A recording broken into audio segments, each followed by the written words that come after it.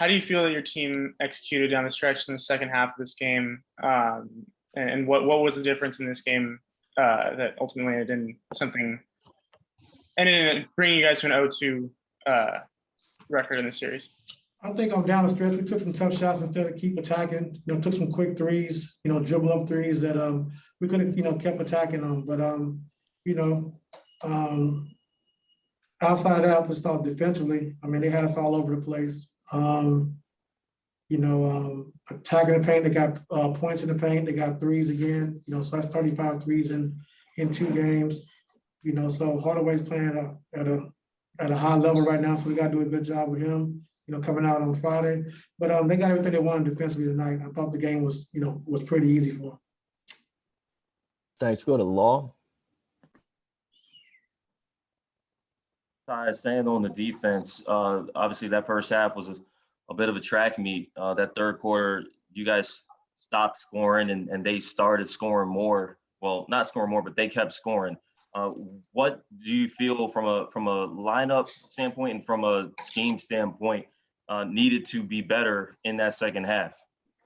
I think, when we had to go small to get Zoo out of the game, then our offense kind of stagnates because they switched 1 through 5 and then we started playing one-on-one instead of having that dynamic roller. But like tonight, I just thought they took advantage of Zoo being on the floor, so we got to do something different, which we got back in the game. But we're going to watch the film, watch the tape, and we'll come back and see what adjustments we have to make.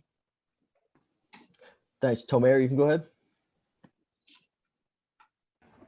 Ty, obviously you guys haven't been playing up to your level offensively, but when their 4 guys or 4 starters are shooting like 70% and, it's 70% from 3, do you feel like a lot of that was game plan mistakes or having not watched the film yet, or do you feel like they just made some tough shots?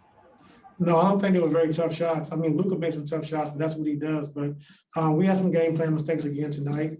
And then, when you double team Luka or, you're blitzing Luka, leaves other guys wide open. So going down the stretch last, 5-6 minutes of the game, we wanted to fire on him and give him a different look. He kind of had it going.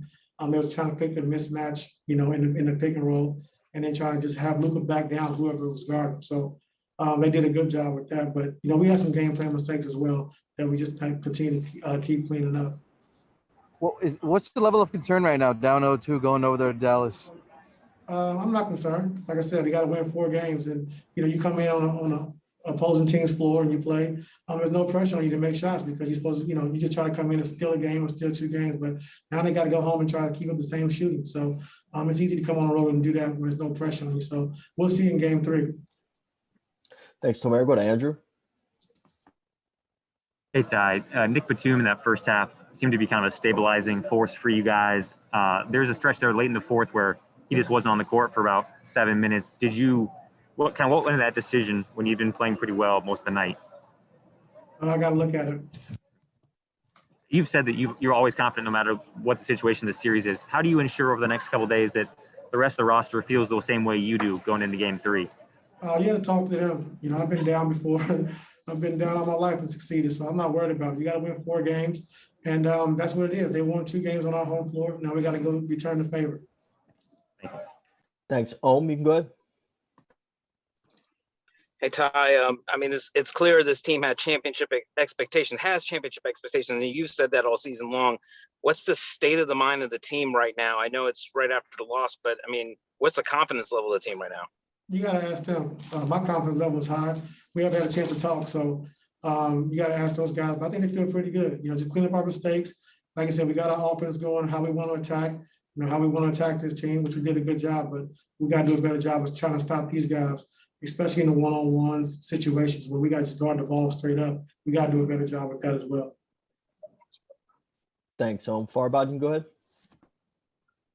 Hey, Ty, we saw a little bit in the second quarter, Serge and Rondo got in a really loud shouting contest, it seemed like, on the bench, and Serge never quite checked back in after that moment. Was it from that moment, or was there someone with the back that, what was the issue that Serge didn't come back in? And what kind of I didn't see him and Rondo get into it, so I don't know.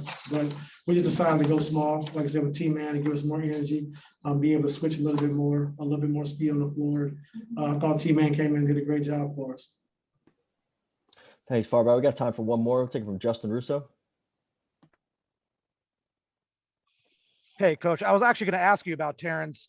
You put him into the third quarter. It seemed like his energy and his drive to the rim ability was able to kind of invigorate the team during his time on the floor. Is that kind of something we can expect from him going forward in terms of getting minutes in this kind of series where that's needed?